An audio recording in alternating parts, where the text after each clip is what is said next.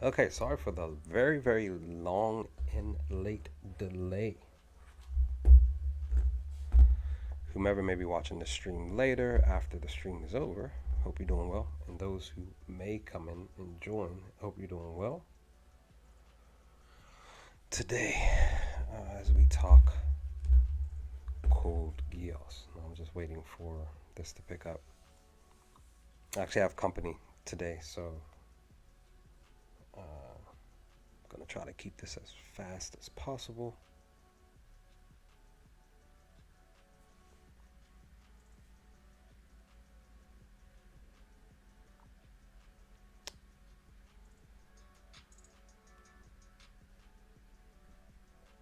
Hmm. Oh, that's test, test, checking, test.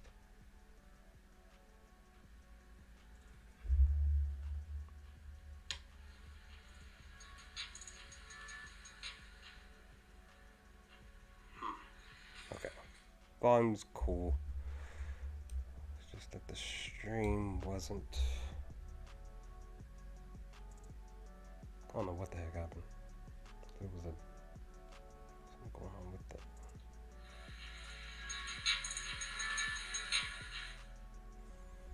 Anywho, we are diving into this. But yeah, guys, hope everybody's been well. Life has been kicking my butt, like I said in the community tab earlier in the day or yesterday.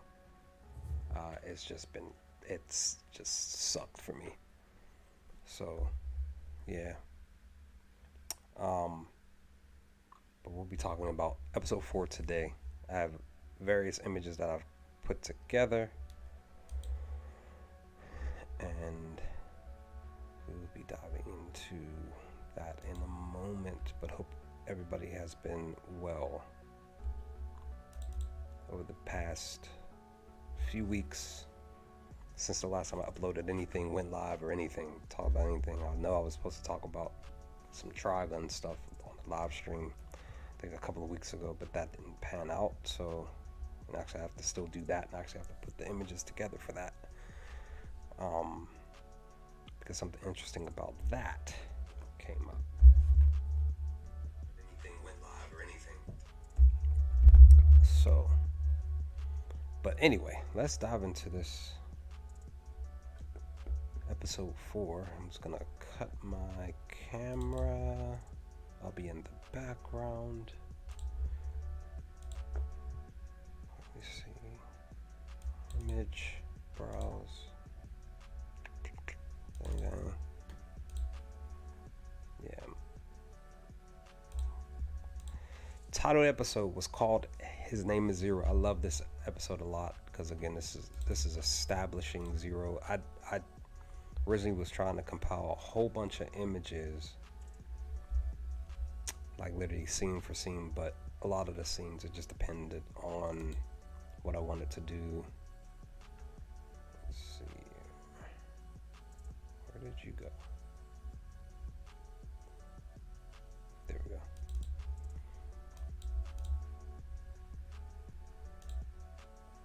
Okay, now to just fix this. Like, I hate that it just doesn't just like automatically fit. So the opening episode, his name is Zero. You got Suzaku here getting interrogated because of the gun, and you know what I mean. Like, he's up here just telling them, like, they're saying like his fingerprints are all over the gun. I definitely, it's just one of those scenes where you're just like, you're like, man, like, we the audience, we know the truth as to why things are happening the way that they're happening with the character, and the truth of the matter is that they're being framed or whatever it is, and you're just like, dude, like, don't be so rude, don't be so harsh, right? But again, I like the fact that they just kept it real. They weren't holding back with him, with his character. They knocked him down in the chair here and even gave him a kick in the face. Like, that was wrong, that was rude. And then we jump right into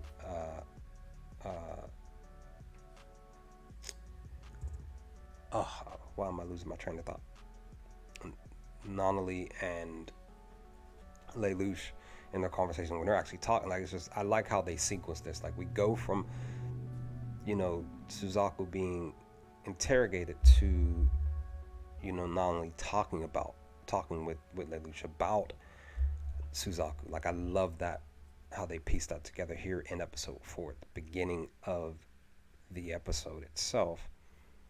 And it was something about the eyes that also caught my attention with Lelouch when he's looking down at, at his sister, because, he, of course, is showing the love for her. But I think too that in his mind, in his thinking, in his thought process, that he's like, also still concerned about, his childhood best friend. But then when we go to Ogi and crew, I like the actual background. Like, they specifically were showing some drawings and stuff like that. Ogi staring at the door because what's his face decided to leave. He like stomped off. But I definitely like that, he looks at his picture of, his, if I remember correctly, this was his brother. If I remember correctly, it was Ogi's brother. And he's just like saying, like, out loud, like, I'm no leader. I can't do this on my own. This, that, and the third. So it kind of lets me know, kind of lets the audience know, like, this specific person who Ogi was talking about, like he's supposed to be sitting in Ogi's place. He's supposed to be the one that's talking to, your boy who stomped off, and and Ogi's supposed to just be like in the background, like. But again, he has to take on this role. And then we move on to the school, and they're announcing, talking about Lelouch's brother here at the school. And I like that, because within the audience itself, that they focus on on Lelouch, and of course the homie here, because they're letting us know that eventually they're going to be coming in contact with each other, right? And for a split moment, Lelouch turns and looks outside, and he sees some birds flapping by. And it's crazy because when I went outside the other day, this was like a couple of days ago, there were some geese that were flying through my neighborhood when I was heading to the store, which is really, really cool. And I kind of love how birds, when they flock and fly together, is just really, really dope, right? But I just love how they focused on him and Colin here specifically before we moved on to the next scene. And when we do, we get, specifically them talking about what is soon to be going back into the grasp of Suzaku soon, right? When Lloyd is talking, they're having the conversation about the percentage and what he did, how he did so great when using, this specific mech droid. And it lets us know, the audience know, that he's doing an immense job at piloting this, this machine. And it just like shows, like, that, like, scientific wise, they're like, this is dope. But once we get outside of the auditorium, they're conversating. I like that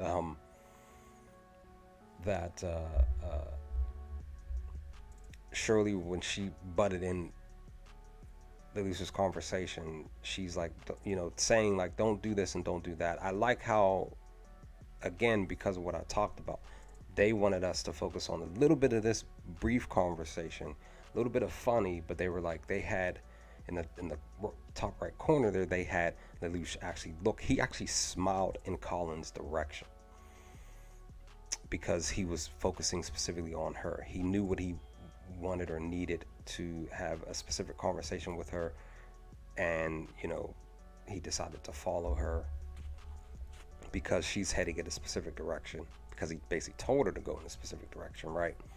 But it's the way that he smiled at her once he looked in her direction.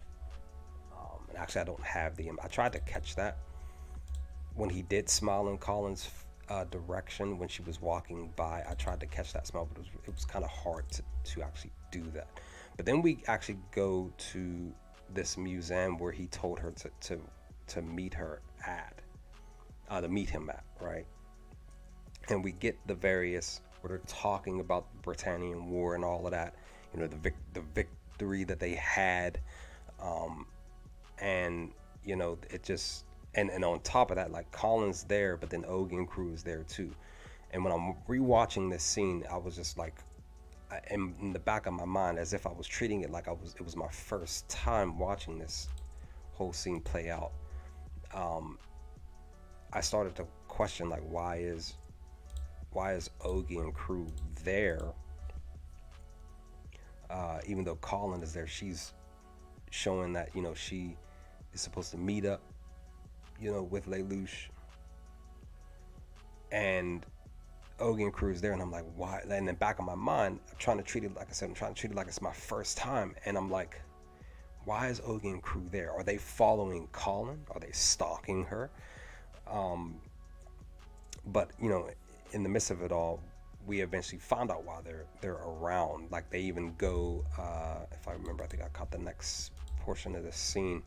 They even go up.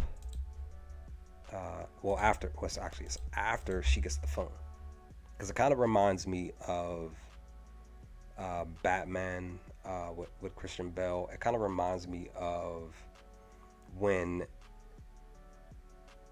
he was over in Japan and he had the phone. He was dressed as Bruce, and he had given them a phone, and then when he came back, the guy was like, you know, is this your phone? He was like, no, it's not mine. Kind of reminded me of that, where I felt like Colin could have said, this isn't my phone, but she took it anyway because she was just like, there's a reason why they're giving me this phone. And she goes and takes it. And again, you know, Ogie and crew are up there. They go up to the place with the to look outside and stuff like that. Again, I was thinking, like, you know, I think too, when I first started watching episode 4, I was like, what, you know, why are they there? Are they following her? Are they stalking her, right? And then we get this thing where it says from 0. And then she gets the call from Lelouch. Now he's basically outside. He's literally like down below, where from the building, and he's talking to her. I like how he's like right there, and basically to me, it signals that he wanted her to, in a sense, he wanted her to see him talking to her outside the building while she's inside the building here, looking out. And I know that he decides to have them get ready to prepare to go and get on this train to see the specific things that he's going to be showing them soon. But I feel like here, specifically in this moment, he was basically giving her a brief glimpse of what he wanted to talk to her and, of course, Ogie and crew in a little bit to come.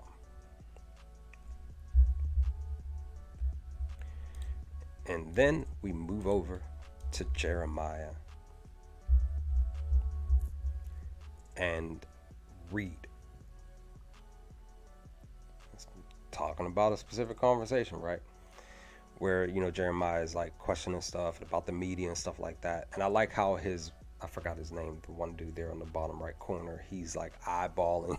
He gave Jeremiah this like mean mugging look. I like that about this scene. But I think this was more so like them preparing us for kind of like Jeremiah's fall from grace. Just being honest. Hold on, guys, give me a moment.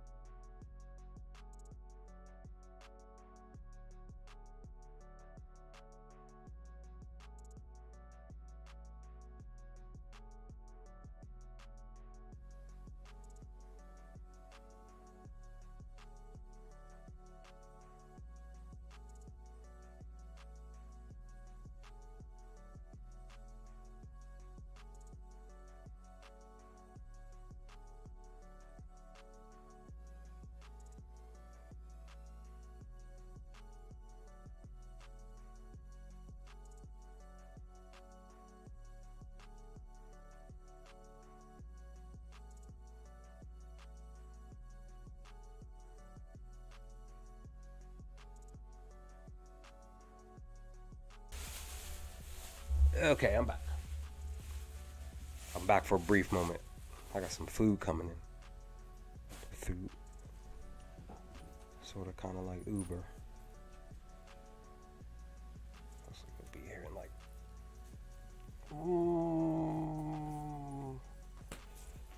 several minutes. Okay. Oh, what the? What the? Hold on. Let me fix my camera. I don't know what the heck happened.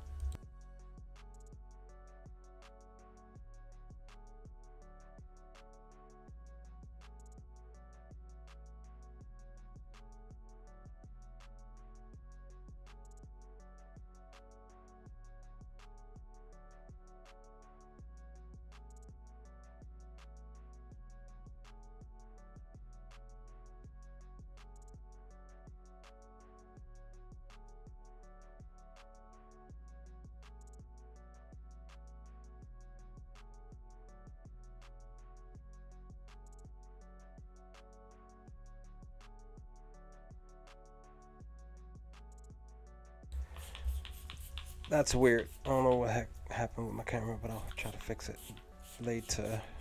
Try to fix it later. Alright. Back to the massing, if you don't mind.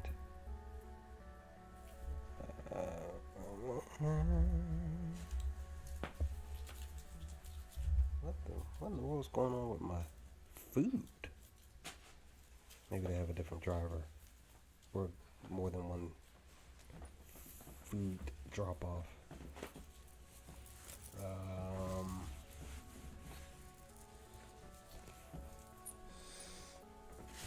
What was I talking about?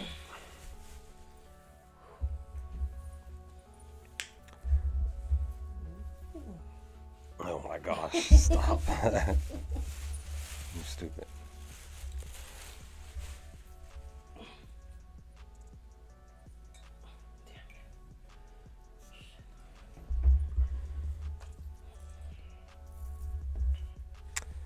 Okay, moving forward. I don't know what's going on with my camera here.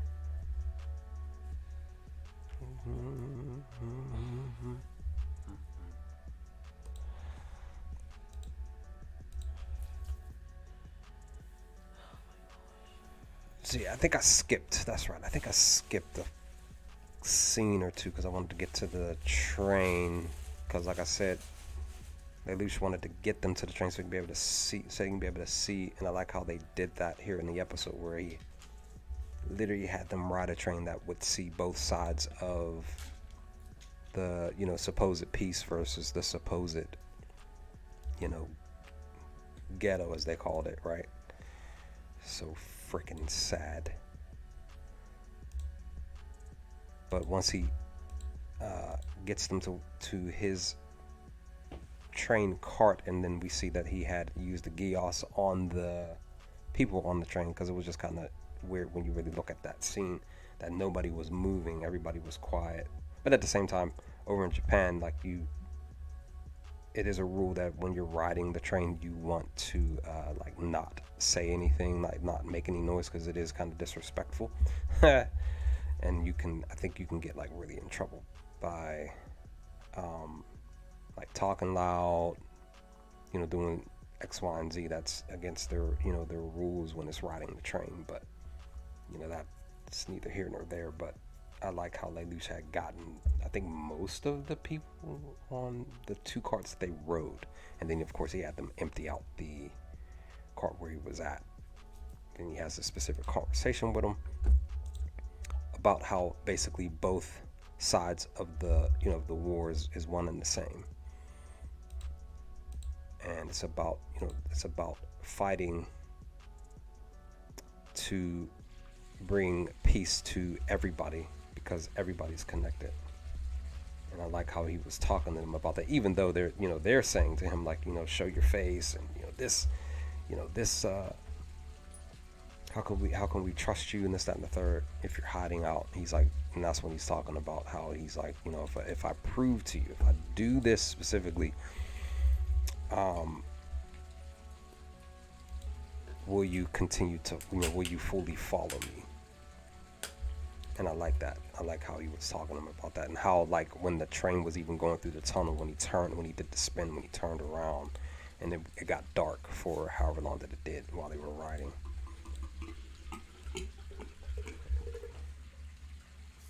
Mm-mm.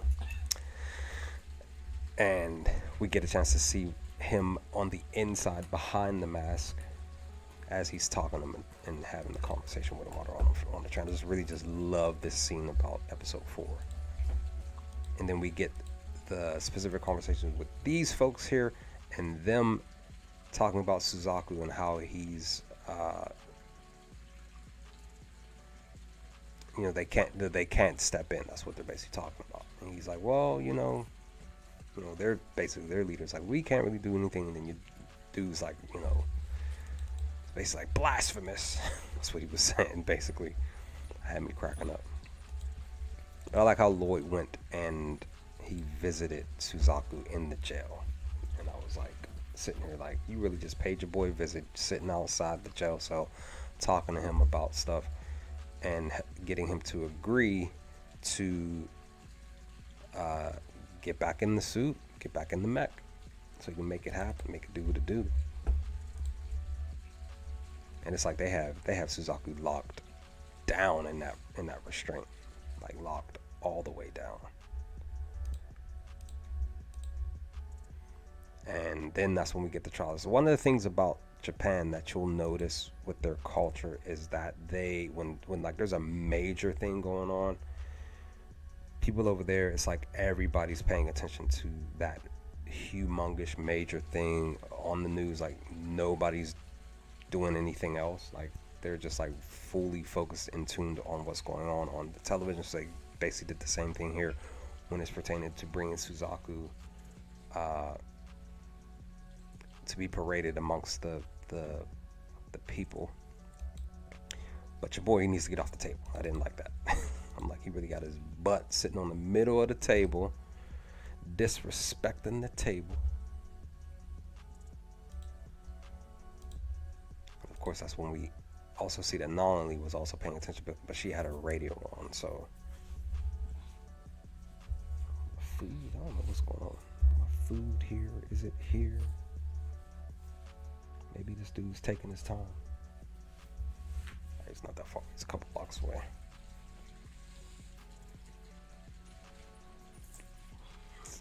Of course, once they arrive, that's when it starts to pick up.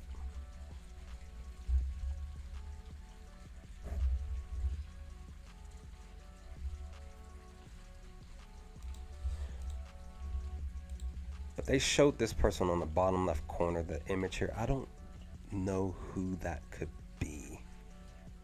I'm still trying to pinpoint who that is, because they showed them for a brief moment.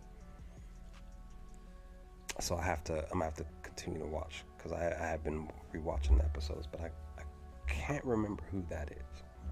But they did show that person in full light and everything. I was just like, who the heck is that person again? But they're pretty much preparing for what's to come. And this episode was just so freaking dope.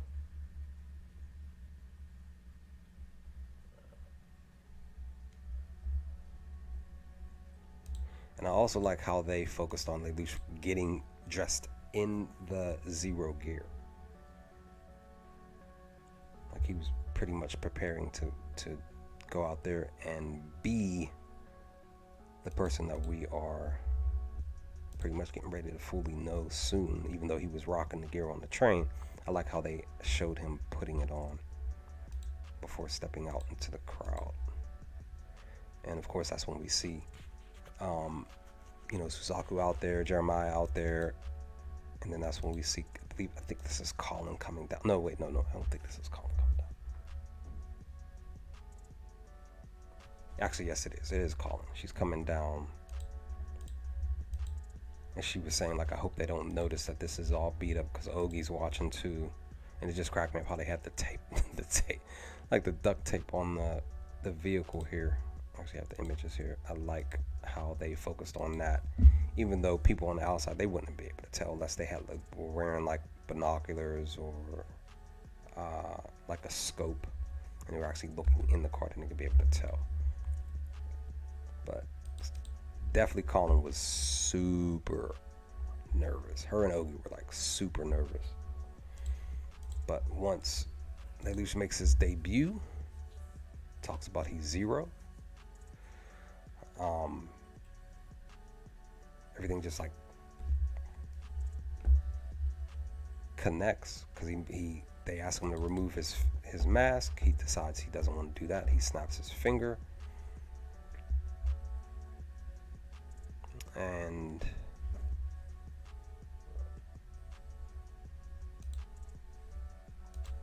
that's what it pops out with the machine that they, as a bluff, saying that he didn't, Jeremiah didn't notice that C2 was in there. Thought it was poisonous gas, so he uses it to his advantage. I just love how he just like did this.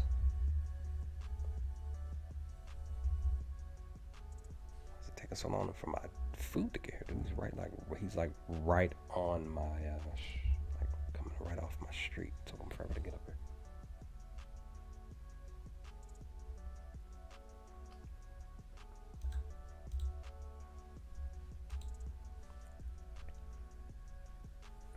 And like how your boy just jumped out. He was like, y'all are amateurs. I'm going out here. I'm using the thing for myself.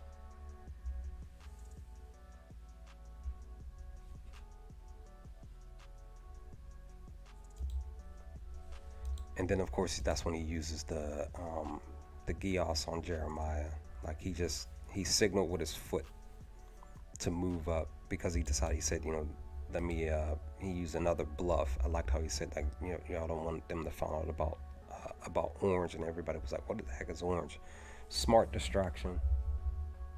Real quick, real brief, and then that's, of course, how he was able to hit him with the Geass, and then, basically tell him, like, Leo, let him go, let him move on. Free that man, Suzaku.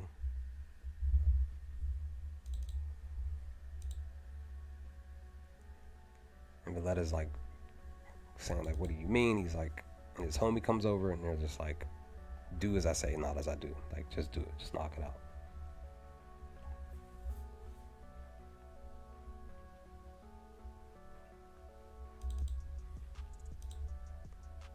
And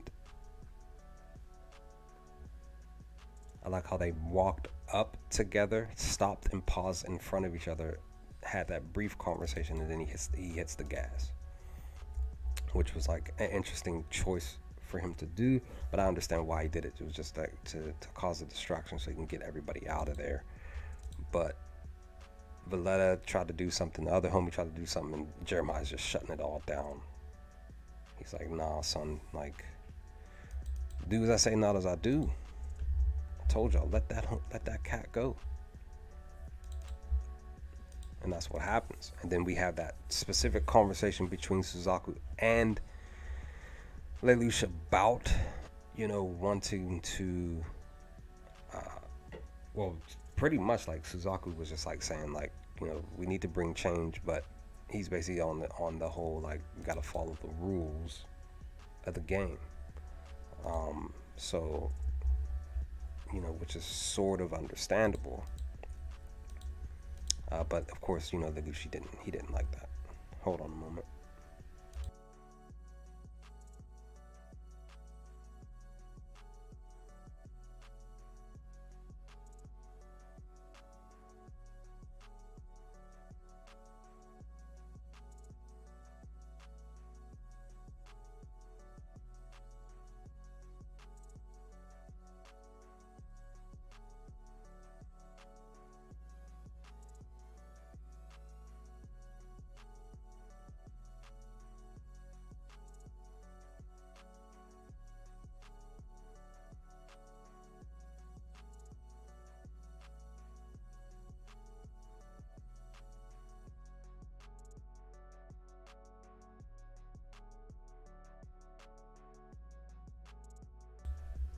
Okay, I'm back. Got the food. Let me finalize this last thing, because nobody's here, so I'm just gonna finalize this last thing. And that's pretty much not only NC2. She pops up. She was in like the silhouette But again, I liked Lelouch and Suzaku's conversation because that was just an interesting conversation that they had of differences on how they would view Britannia place for everybody, whether they were Britannian or in the ghetto or whatever. I like that they had different views on that. Um, and then, of course, like I said, the episode cuts here at the end, and that's the end of episode 4. And we walk in episode 5, and episode 5 gets a little bit more interesting because I was rewatching episode 5 yesterday while I was putting these last few images together, and I love what I was seeing in that episode, and I'll be looking to do a conversation about that one very, very soon if possible. But those are my thoughts for episode 4. If you made it to the last part of this stream, let me know your thoughts in the comments below. Let's talk about some things. But other than that, I'm out getting ready to eat some of this dinner and enjoy my evening. But as always, guys, stay safe, stay humble.